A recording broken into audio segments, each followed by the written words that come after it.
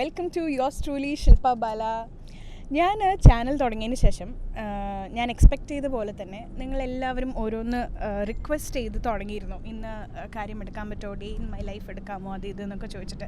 Actually എൻ്റെ ചാനലൊരു vlog എന്നൊരു അതിന് വിളിക്കാൻ പറ്റുമോ എന്ന് എനിക്കറിയില്ല. കാരണം അതിനകത്ത് എനിക്ക് ഒരുപാട് കാര്യങ്ങൾ ഫീച്ചർ ചെയ്യണമെന്നുണ്ട്. നിങ്ങൾ പല പല മേഖലയിൽ നിന്ന് എനിക്കിഷ്ടപ്പെട്ട ഒരുപാട് കാര്യങ്ങൾ ചെയ്യണമെന്നുണ്ടായിരുന്നു. പക്ഷേ നിങ്ങളെല്ലാവരും ഓരോരുത്തരും എൻ്റെ അടുത്ത് റിക്വസ്റ്റ് ചെയ്യുമ്പം എനിക്ക് അത് ഇഗ്നോർ ചെയ്യാൻ ഒട്ടും മനസ്സ് വരാറില്ല.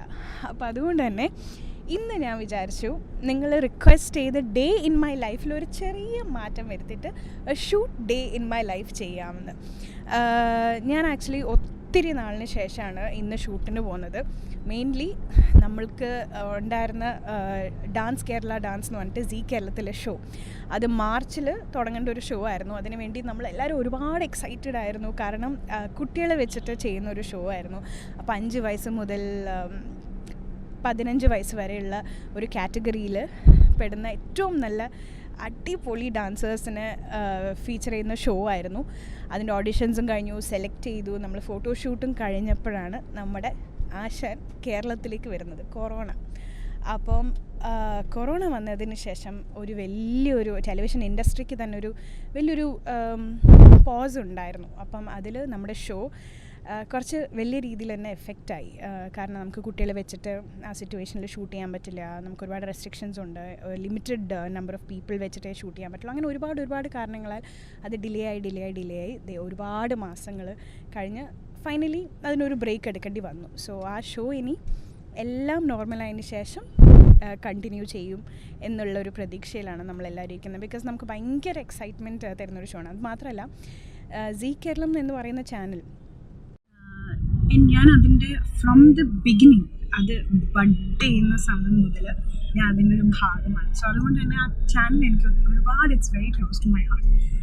നമ്മൾ ഓൾറെഡി എക്സിസ്റ്റിംഗ് ചാനൽസിൽ പോയി ഷോ ചെയ്യുമ്പോൾ നമ്മൾ ഒന്നീന്ന് മുതൽ തുടങ്ങുന്ന ഒരു ചാനലിന് ഭാഗമാകുന്നതും രണ്ടും വ്യത്യാസമാണ്. Because end of the day നമ്മൾ ഒരുപാട് വർഷങ്ങൾക്ക് ശേഷം നോക്കിക്കഴിഞ്ഞാൽ നമ്മൾ ഈ ഒരു ചാനലിൻ്റെ ഇനിഷ്യൽ സ്റ്റേജിലെ ഒരു ഹോസ്റ്റായിരുന്നു, അല്ലെങ്കിൽ അതിനൊരു ഭാഗമായിരുന്നു എന്നൊക്കെ പറയുമ്പം വളരെ ഒരു അഭിമാനം തോന്നുന്ന ഒരു സമയമായിരിക്കും അത് എന്ന് എനിക്ക് ഉറപ്പുണ്ട്. കാരണം the channel is also doing extremely well.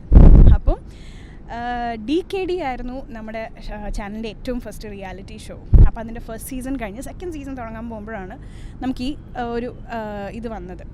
പക്ഷേ ചാനലിൽ അതിലേക്കാളും അടിപൊളിയായിട്ടുള്ള ഒരുപാട് ഷോസ് അതിന് ശേഷം വന്നു. സരിഗമപ, അതേപോലെ ഇപ്പം മിസ്റ്റർ ആൻഡ് മിസ്സസ്, ഇപ്പം ഇന്ന് തുടങ്ങാൻ പോകുന്ന പുതിയൊരു ഷോ. അപ്പം ഞാൻ പ്രോബബ്ലി ഇത് കാണിക്കുമ്പോഴത്തേക്കും അതിൻ്റെ ചെറിയ ഗ്ലിംസസ് ഒക്കെ നിങ്ങൾ കണ്ടു കാണും. നമ്മളെ ചാനലിൽ പുതിയതായിട്ട് തുടങ്ങാൻ പോകുന്ന റോക്ക് ആൻഡ് റോൾ എന്ന് പറഞ്ഞിട്ടുള്ള ഷോ ആണ്. അപ്പോൾ ഇതിൻ്റെ ഫസ്റ്റ് എപ്പിസോഡിൻ്റെ ഷൂട്ടിന് വേണ്ടിയിട്ടാണ് ഞാനിന്ന് പോകുന്നത്. സോ അത് എന്താണെന്നുള്ളതൊക്കെ നിങ്ങൾക്ക് ഷോ കാണുമ്പോൾ മനസ്സിലാവും. വളരെ അടിപൊളി ഷോ ആയിരിക്കും. നിങ്ങൾക്ക് ഒരുപാട് ഇഷ്ടപ്പെട്ട 2 ആങ്കേഴ്സാണ് അതിൻ്റെ ഹോസ്റ്റ്. എന്താണെന്നൊക്കെ നിങ്ങൾക്ക് ഷോ കാണുമ്പം മനസ്സിലാവും. നിങ്ങൾക്ക് എനിക്ക് തോന്നുന്നു നിങ്ങളെല്ലാവരും കാത്തിരുന്ന ഒരു കോമ്പിനേഷൻ ആയിരിക്കും. ബിക്കോസ് അവർ ഒരു സൂപ്പർ ഹിറ്റ് കോമ്പിനേഷനാണ്. അവർ വീണ്ടും നമ്മുടെ ചാനലിൽ സീ കേരളത്തിൽ ഒരു പുതിയ ഷോവുമായി നിങ്ങളുടെ മുമ്പിലേക്ക് വരികയാണ്. അപ്പോൾ അവരുടെ ഷോൻ്റെ ഫസ്റ്റ് എപ്പിസോഡിന് വേണ്ടിയിട്ടാണ് ഇന്ന് പോകുന്നത്. അപ്പോൾ യൂഷ്വലി ഷൂട്ടിൻ്റെ സമയത്ത് ഞാൻ രാവിലെ നമ്മൾ കോൾ ടൈം അനുസരിച്ചിട്ട് നമ്മൾ റെഡിയായി ഇറങ്ങും. പിന്നെ അവിടെ എത്തിക്കഴിഞ്ഞിട്ടാണ് മേക്കപ്പും ഹെയറും ഒക്കെ ചെയ്തിട്ട് റെഡിയാവുക. പക്ഷേ ഇന്നത്തെ ഷൂട്ടിന് ഞാൻ നമ്മുടെ പ്രോഗ്രാമിൻ്റെ ഒരു പാർട്ടിസിപ്പൻ്റ് ആയിട്ടാണ് പോകുന്നത്. അപ്പോൾ അതുകൊണ്ട് എനിക്ക് വലിയ ടെൻഷനും സ്ട്രെസ്സൊന്നും ഇല്ല. ജസ്റ്റ് അവിടെ പോയി അവിടെയുള്ള അവർ പറയുന്ന പോലെ നമ്മൾ ചെയ്താൽ മതി. നമ്മളിന്ന് പോയ ഉടനെ ഞാൻ ഓൾമോസ്റ്റ് റെഡിയായി. ജസ്റ്റ് ഒന്ന് ഹെയറും കോസ്റ്റ്യൂംസും ഒന്ന് ചെയ്താൽ മതി, എന്നിട്ട് വേ ഗുഡ് ടു ഗോ. അപ്പോൾ അവിടെ എത്തിയതിന് ശേഷം ഞാൻ ബാക്കി വിശേഷങ്ങൾ പറയാം. നമ്മുടെ വെന്യൂവിലെ സ്റ്റുഡിയോയിൽ ഇപ്പോൾ എത്തും. ആൻഡ് എൻ്റെ കോസ്റ്റ്യൂം സ്റ്റൈലിസ്റ്റ് അവിടെ വെയിറ്റ് ചെയ്യുന്നുണ്ട്, രശ്മി മുരളീധരൻ. ഒത്തിരി പേര് എന്നെ ഇൻസ്റ്റയിൽ കാണുന്നുണ്ടെങ്കിൽ കാണുന്ന 2 എൻ്റെ പ്രിയപ്പെട്ട എൻ്റെ ലെഫ്റ്റ് ആൻഡ് റൈറ്റ് എന്ന് വേണമെങ്കിൽ പറയാം, ശബരി ആൻഡ് രശ്മി. സോ ഇന്ന് രേഷാണ് എൻ്റെ കോസ്റ്റ്യൂംസ് ചെയ്യുന്നത്. അപ്പം അവിടെ എത്തിയിട്ട് ബാക്കി വിശേഷം. അങ്ങനെ നമ്മൾ പെട്ടെന്ന് തന്നെ സ്റ്റുഡിയോയിലെത്തി, പെട്ടെന്ന് തന്നെ ഷൂട്ട് തുടങ്ങി, പെട്ടെന്ന് തീരുകയും ചെയ്തു. അപ്പോൾ ആ ഒരു ബഹളത്തിൻ്റെ ഇടയിൽ എനിക്ക് അന്ന് ഒന്നും ഷൂട്ട് ചെയ്യാൻ പറ്റിയില്ല. ഫസ്റ്റ് ഡേ ഓഫ് ഷൂട്ട് ആയതുകൊണ്ട് അതിൻ്റെ കംപ്ലീറ്റ് ക്രൗഡും ബഹളവും ഒക്കെ ഉണ്ടായിരുന്നു. ഇനി ഞാൻ കാണിക്കാൻ പോകുന്നത് ഷൂട്ടിന് ശേഷമുള്ള പോർഷൻസ് ആണ്. അന്നത്തെ എപ്പിസോഡിൽ നിങ്ങൾ കണ്ടാണോ എന്ന് എനിക്കറിയില്ല. കണ്ടിട്ടില്ലെങ്കിൽ ZEE5 ആപ്പിൽ പോയി ലെറ്റ്സ് റോക്ക് ആൻഡ് റോൾ എടുത്ത് കാണുക.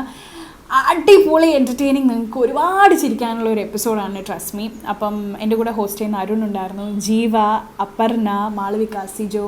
അപ്പം ജീവ, അപർണ, അരുൺ, സർഗോ ചേട്ടൻ, ഇവരുടെയൊക്കെ രശ്മി, ഇവരുടെയൊക്കെ എനിക്ക് ബൈറ്റ്സ് കിട്ടി. പക്ഷെ അന്ന് പ്രധാനപ്പെട്ട ഒരാളുടെ ബൈറ്റ്സ് എനിക്ക് കിട്ടിയില്ല. നമ്മുടെ ഷോ പ്രൊഡ്യൂസറായ നിതിൻ മേനൻ, നമ്മൾ ആശാനാണ്, DKDയുടെ എല്ലാമായ ആശാൻ്റെ അടുത്ത ഷോ ആണ് റോക്ക് ആൻഡ് റോൾ. അപ്പം ഫസ്റ്റ് ഡേ ഓഫ് ഷൂട്ട് ആയതുകൊണ്ട് പുള്ളിയും കുറച്ച് ഹെൽഡപ്പ് ആയിരുന്നു. അപ്പം എനിക്ക് പിറകെ നടന്ന് ശല്യം ചെയ്യേണ്ടെന്നില്ലായിരുന്നു. അപ്പം ഇനി അടുത്ത പ്രാവശ്യം നമുക്കൊരു ഷൂട്ട് ഉണ്ടാകുമ്പോൾ തീർച്ചയായിട്ടും അദ്ദേഹത്തിന് കൂടി ഞാൻ ഫീച്ചർ ചെയ്യുന്നതായിരിക്കും.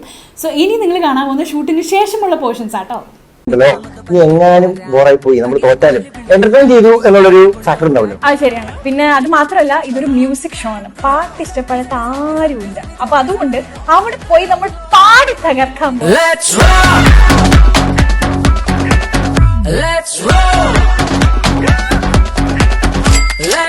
അപ്പൊ ലെറ്റ്സ് റോക്ക് ആൻഡ് റോൾ എന്ന് പറയുന്ന ഒരു ബ്രാൻഡ് ന്യൂ ഷോവുമായി നമ്മൾ നിങ്ങളുടെ മുമ്പിലേക്ക് വരികയാണ്. കാണാൻ മറക്കരുത്. രാത്രി 9 മണിക്കാണ് ഈ പരിപാടി. ഞാൻ അവിടെ റെഡി ആയിക്കൊണ്ടിരിക്കുന്ന സമയത്ത് ഞാൻ ഇങ്ങോട്ടേക്ക് വന്നപ്പം 2 വളരെ പ്രധാനപ്പെട്ട ആൾക്കാരെ ഐ ബംപ്ഡ് ഓൺ ടു ദം. ഇവർ കൂടിയാണ് ഞാൻ ഇത്രയും നേരം പരിപാടി ചെയ്തുകൊണ്ടിരിക്കുന്നത്. എന്നാൽ ഇവരെ ഞാൻ എൻ്റെ വ്ളോഗിൽ ഫീച്ചർ ചെയ്തിട്ടില്ലെങ്കിൽ എനിക്കറിയാം നിങ്ങളെല്ലാവരും എന്നോട് ചോദിക്കും എന്തുകൊണ്ട് അവരെ കൊണ്ടുവന്നില്ല, എന്തുകൊണ്ട് വന്നില്ല, അവർ ഞങ്ങൾക്ക് വേണമെന്ന്. അതുകൊണ്ട് നിങ്ങൾ പറയുന്നതിന് മുമ്പ് ഇതാ ഞാൻ കൊണ്ടുവരാൻ പോകുന്നു യൂട്യൂബിൻ്റെ ലെജൻസ് ആയി മാറിക്കൊണ്ടിരിക്കുന്ന ജീവ and Aparna Thomas. Slow motion കാണിക്കാൻ പറ്റുമോ? ഇവര് എന്ന് പറയുന്നത് ശരിക്കും ഇപ്പോഴത്തെ ഹാപ്പനിങ് യൂട്യൂബേഴ്സ് ആണ്. ഹാപ്പനിങ് ശരിക്കും എടാ ഇംഗ്ലീഷ് ഇവള് നിൽക്കുമ്പോ ഞാൻ പറ്റുന്ന രീതിയിലൊക്കെ അപ്പം നിങ്ങളെല്ലാവരും ഈ ഷോ കാണുമ്പം, ഇന്നത്തെ എപ്പിസോഡ് TV-യിൽ വന്ന് കാണുമ്പം നിങ്ങൾക്ക് മനസ്സിലാവും എന്തായാലും ഇവർ ഇതിനകത്തുണ്ടെന്നും.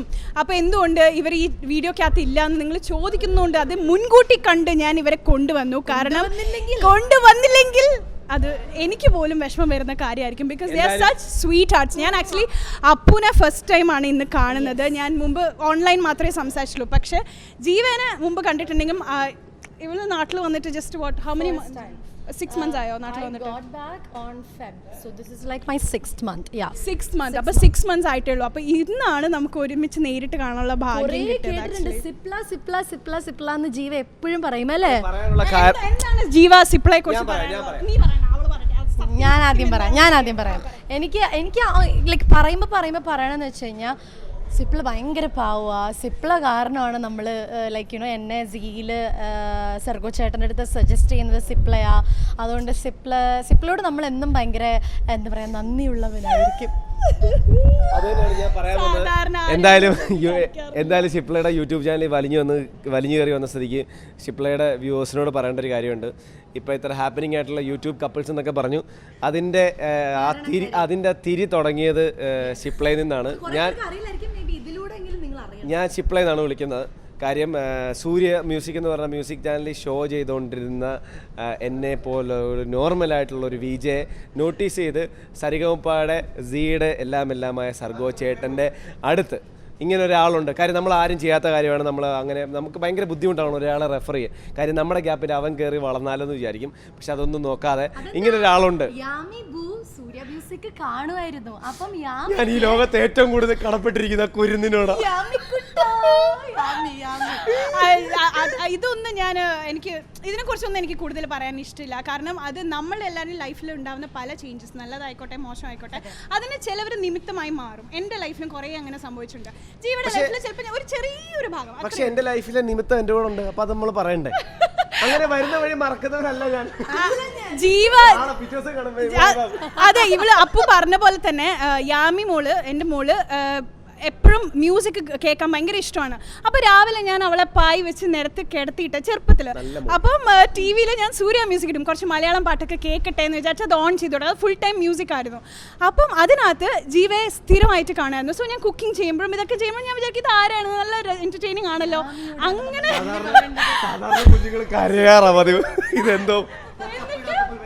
എന്നിട്ട് ഞാൻ വിചാരിക്കാറുണ്ട് ഹീ സോ അട്രാക്റ്റീവ്, ഈ പൂച്ചക്കണ്ണും ഇത്രയും ഒരു നല്ലൊരു ഫീച്ചർ ഉള്ള ഒരാളാണല്ലോ, പിന്നെ എന്തുകൊണ്ട് ഈ ചാനലിൽ കുറേ, ഈ ചാനൽ ഞാൻ പറഞ്ഞ കുറയ്ക്കില്ല, പക്ഷേ I use to feel maybe he has a long way to go എന്ന് എനിക്ക് തോന്നാറുണ്ടായിരുന്നു.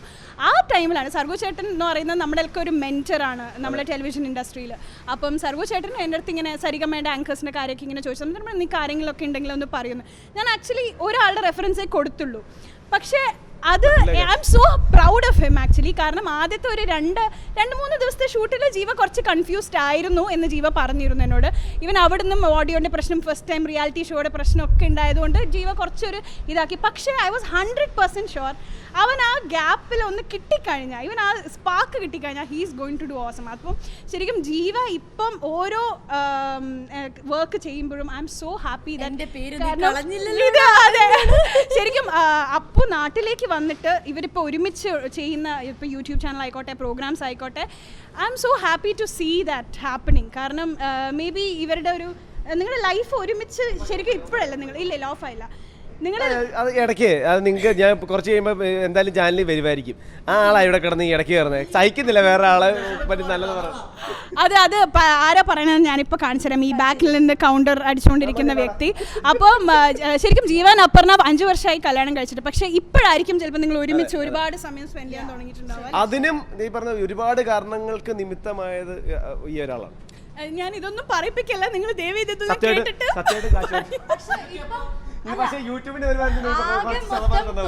ഇൻഫാക്ട് ഞാനൊരു കാര്യം നിങ്ങൾക്ക് പറഞ്ഞുതരാം. കുറേയൊക്കെ ഒരു ഇൻഫ്ലുവൻസ് സിപ്ലയ്ക്ക് നമ്മുടെ ലൈഫിലുണ്ട്, സ്പെഷ്യലി കരിയർ ലൈഫിൽ ഭയങ്കര. വേറെ ഇൻഫ്ലുവൻസ് എന്ന് വെച്ച് കഴിഞ്ഞാൽ വേറെന്ന് വെച്ച് കഴിഞ്ഞാൽ ലൈക്ക് പ്രത്യേകിച്ച് സീ കേരളത്തിലുള്ള ആ ഒരു ഇത് എനിക്ക് തോന്നുന്നു, ഞാൻ കേട്ടെടുത്തോളാം. പിന്നെ യൂട്യൂബ് ചാനലിന് വേണ്ടി ഞാൻ ഒരു കാര്യം പറയുന്നത്, ഇതൊന്നും അല്ലാതെ വൃത്തിയുള്ള ഒരു അടിപൊളി വീഡിയോ ഞങ്ങൾ ഒരുമിച്ച് കൊളാബ് ചെയ്യുന്നുണ്ട്.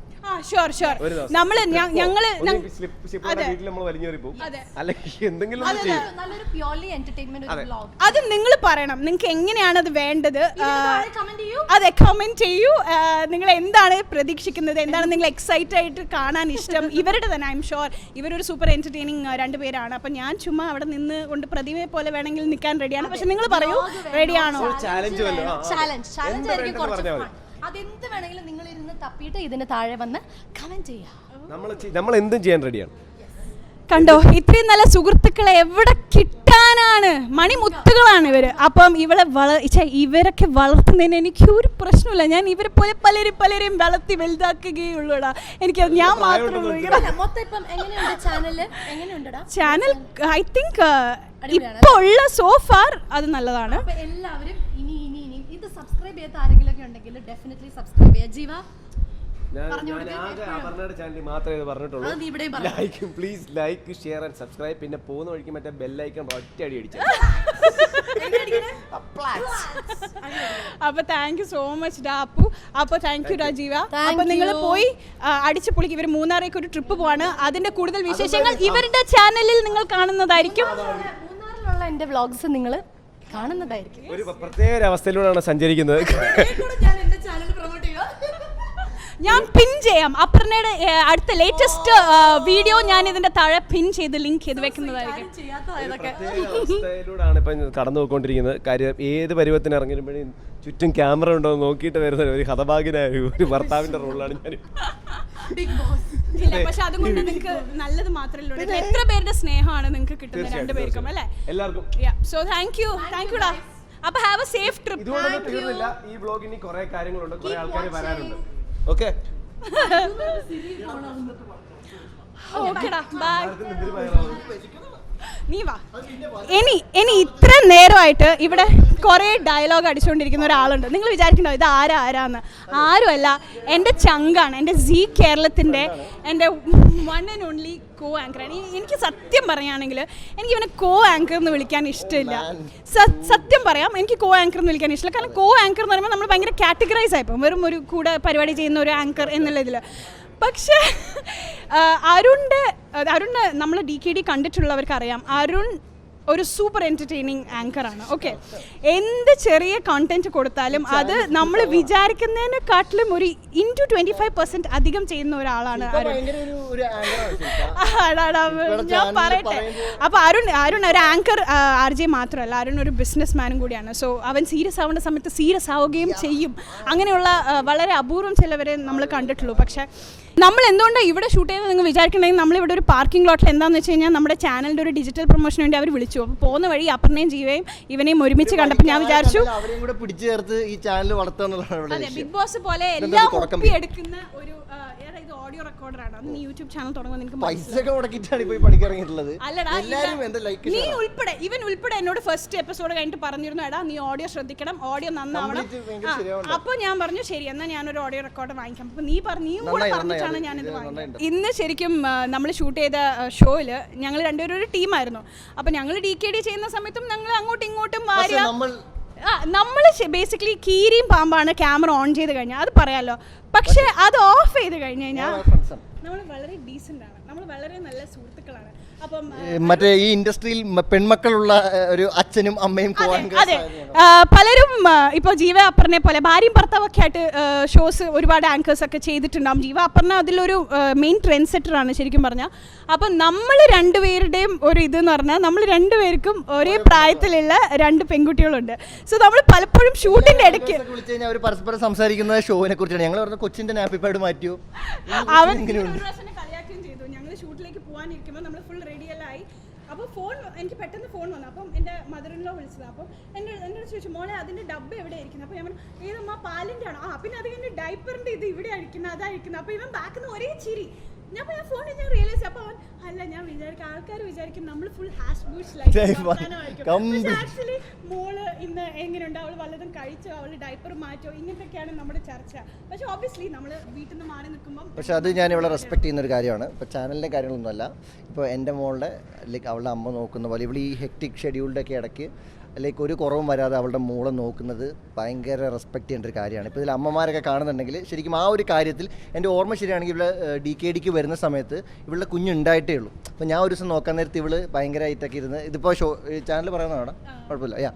അപ്പോൾ ഒരു ദിവസം ഇരുന്നിട്ട് ഭയങ്കര കരച്ചിലൊക്കെയാണ്. അപ്പോൾ ഷൂട്ട് തുടങ്ങാനായിട്ട് പോകണം. അപ്പോൾ ഷൂട്ട് തുടങ്ങുന്നതിന് മുന്നേ ഇവളിങ്ങനെ ഭയങ്കര സാഡായിട്ടിരിക്കുന്നത് കണ്ടു കഴിഞ്ഞപ്പോഴാണ് ഞാൻ മനസ്സിലാക്കുന്നത് അവളുടെ കുഞ്ഞ് എഴുന്നേറ്റ് ആദ്യമായിട്ട്, നിങ്ങൾ ചാനൽ കണ്ടിട്ടുണ്ടാവും, യാമിനെ കണ്ടിട്ടുണ്ടാവും, അവൾ ആദ്യമായിട്ട് എഴുന്നേറ്റ് നടന്നത് ദിവസം അന്നാണ്. അപ്പോൾ ഒരു അമ്മയുടെ ഒരു പോയിന്റിൽ നോക്കുമ്പോൾ അവരുടെ ലൈഫിലെ ഏറ്റവും പ്രധാനപ്പെട്ട കുറേ നിമിഷങ്ങൾ ഇങ്ങനെ ഷൂട്ടും കാര്യങ്ങളൊക്കെ ആയപ്പോൾ അവൾക്ക് മിസ്സായപ്പോൾ അവൾ അതിൽ ഉള്ളൊരു വേദന കണ്ടിട്ടുണ്ട്. പക്ഷേ ആ ഒരു അവസ്ഥയിൽ നിന്നിട്ടും ആക്ഷൻ എന്ന് പറഞ്ഞു കഴിയുമ്പോഴേക്കും അവൾ തരുന്ന ഔട്ട്പുട്ട് അതിഭീകരമാണ്. അപ്പോൾ ആ ഒരു കാര്യത്തിൽ മാത്രം എനിക്ക് ഇവളോട് മതിപ്പുണ്ട്. ആ ഒരു കാര്യം വലിയ തെറ്റൊന്നുമില്ല, കുഴപ്പമില്ല. അപ്പോൾ നമ്മളങ്ങനെ കുറേ കാര്യങ്ങൾ നമ്മൾ മിസ് ചെയ്തിട്ടുണ്ടെങ്കിലും we always try to be there for them, അത് വിത്തൗട്ട് ഡൗട്ട്. അപ്പം അരുണിൻ്റെ വൈഫ് പോലെ രാധിക്കയും അരുണിനെ പോലെ തന്നെ അല്ല, പക്ഷെ വളരെ നല്ല കുട്ടിയാണ്, വളരെ നല്ല സ്വീറ്റ് ആയിട്ടുള്ള വളരെ നല്ല ഒരു ഭാര്യയാണ് അരുണിന് കിട്ടിയിട്ടുള്ളത്. Very supportive also. അപ്പം നമ്മൾ ഇന്നത്തെ ഷോന്റെ ഷൂട്ട് കഴിഞ്ഞു. ഞങ്ങൾ എല്ലാവരും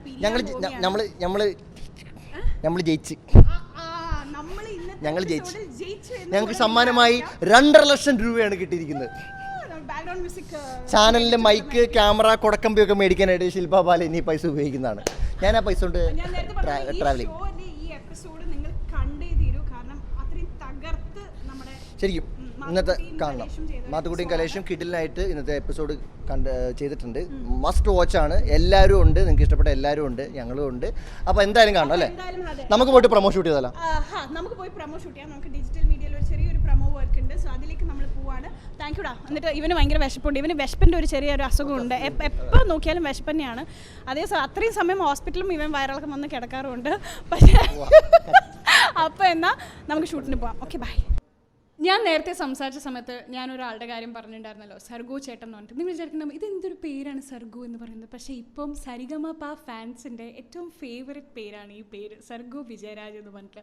ഞാനും ജീവിയും അപ്പനും ഇപ്പോൾ സംസാരിച്ച ചേട്ടനെ ഞാനിപ്പോൾ പരിചയപ്പെടുത്തി തരാം. പുള്ളി ചെറിയ പുള്ളിയൊന്നുമല്ല, ഇപ്പം സീ കേരളത്തിൻ്റെ പ്രോഗ്രാം ഹെഡാണ്. സരിഗമപയുടെ ക്യാപ്റ്റൻ ഓഫ് ദി ഷിപ്പാണ്. സരിഗമപ എന്ന ഷോ ഉണ്ടാവാനുള്ള പ്രധാന കാരണം അതിൻ്റെ ഫുൾ കോൺസെപ്റ്റ്, അതിൻ്റെ കംപ്ലീറ്റ് റെസ്പോൺസിബിലിറ്റി എടുത്ത് ആ ഷോനെ ഇത്രയും പോപ്പുലർ ആക്കിയ വ്യക്തിയാണ്. നമ്മളുടെ എല്ലാവരുടെയും, പ്രത്യേകിച്ച് എൻ്റെ ഇത്രയും വർഷമായിട്ട് എന്നെ ഈ ഇൻഡസ്ട്രിയിൽ തന്നെ ഒരുപാട് ഗൈഡ് ചെയ്യുന്ന ഒരാളാണ്. സോ എന്ത് കാര്യം എനിക്കൊരു സംശയം ഉണ്ടായി കഴിഞ്ഞാലും, എന്ത് ഷോൻ്റെ കാര്യത്തിലാണെങ്കിലും, എൻ്റെ എന്തെങ്കിലും പേഴ്സണലി ഉള്ള കാര്യത്തിലാണെങ്കിലും ഞാൻ സർഗു ചേട്ടൻ്റെ അടുത്ത് അഡ്വൈസ് ചോദിക്കും. സർഗു ചേട്ടൻ വളരെ വളരെ വളരെ നന്നായിട്ട് എന്നെ അതിൽ ഗൈഡ് ചെയ്യും. സോ ഈ ഇൻഡസ്ട്രിയിൽ തന്നെ പല പല കാര്യങ്ങളും ഞാൻ ഫേസ് ചെയ്തിട്ടുണ്ട്. നല്ലതാവാം, ഞാൻ എക്സ്പെക്റ്റ് ചെയ്യാത്ത കാര്യങ്ങളാവാം, ഈവൻ ചെറിയ ചെറിയ ക്രിറ്റിസിസം പോലും ഞാൻ സർഗു ചേട്ടൻ്റെ അടുത്ത് ഷെയർ ചെയ്യുമ്പം എന്നെ അതിൽ നിനക്കത് കിട്ടണം എന്ന് എൻ്റെ അടുത്ത് പറയുകയും ചെയ്യും. എന്നാൽ അത് വളരെ നല്ല രീതിയിൽ എന്നത് അക്സെപ്റ്റ് ചെയ്യിപ്പിക്കാനും പഠിപ്പിക്കാറുണ്ട്. അപ്പം ഞാൻ ഇവിടെ നിർത്തിച്ചുകൊണ്ട് ഇതുവരെ ഞാൻ സർഗു ചേട്ടനെ പൊക്കി പറഞ്ഞിട്ടില്ല. ഞാൻ അതിൽ ബെസ്റ്റ് പ്ലാറ്റ്ഫോമും ബെസ്റ്റ് ടൈമും എനിക്ക് ആയതെന്ന് തോന്നിയത്. കാരണം ഞാൻ ചിലപ്പം നിങ്ങളിൽ ഒരുപാട് പേർക്ക് എന്നെ അറിയാനുള്ള സാധ്യതകളിൽ ഒരു മെയിൻ റീസണും കൂടിയാണ് സർഗു ചേട്ടൻ. So I am welcoming Sargu Vijayaraj. Hello Sargu ചേട്ടാ, ഇതുവരെ ചാനലിനൊക്കെ വേണ്ടിയിട്ട് എന്നെയാണ് ഇങ്ങനത്തെ കാര്യങ്ങൾക്കൊക്കെ പ്രോഗ്രാം ചെയ്യാനും അങ്ങനത്തെ ആങ്കറിങ് വിഭാഗത്തിലൊക്കെ വിട്ടിട്ടുള്ളത്. പക്ഷേ എപ്പോഴെങ്കിലും എക്സ്പെക്ട് ചെയ്തിരുന്നു ഞാൻ ഇതുപോലത്തെ ഒരു പ്ലാറ്റ്ഫോമിൽ സർഗു ചേട്ടൻ്റെ ഇൻ്റർവ്യൂ എടുക്കുന്നു? ഒരിക്കലും ഇല്ല. അതിലെല്ലാം ഉപരി ശില്പ എവിടെ നിന്നിട്ട് ഞാൻ അവിടെ മാറി നിൽക്കുമ്പം എന്നെക്കുറിച്ച് സംസാരിക്കുന്ന കേട്ടപ്പം എനിക്ക് എന്നെക്കുറിച്ചാണോ ഈ പറയുമെന്ന് സംശയം തോന്നി. കാരണം ഫസ്റ്റ് ഓഫ് ഓൾ ഞാൻ ശില്പയെ കണ്ടുപിടിച്ചിട്ടൊന്നുമില്ല. കാരണം ശില്പ ഓൾറെഡി ഇൻഡസ്ട്രിയിൽ ഉണ്ടായിരുന്ന ഒരാളാണ്.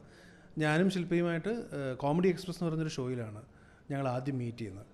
അപ്പം അന്ന് ഞാനവിടെ മീറ്റ് ചെയ്യുമ്പോൾ ഞാൻ ആ ഷോയുടെ ഇടയ്ക്ക് നിന്നകത്തേക്ക് കയറിയ ഒരാളാണ്. അന്ന് ഷോയിൽ വരുമ്പോൾ എനിക്ക് ശില്പ ഒട്ടും ഇഷ്ടമല്ലായിരുന്നു.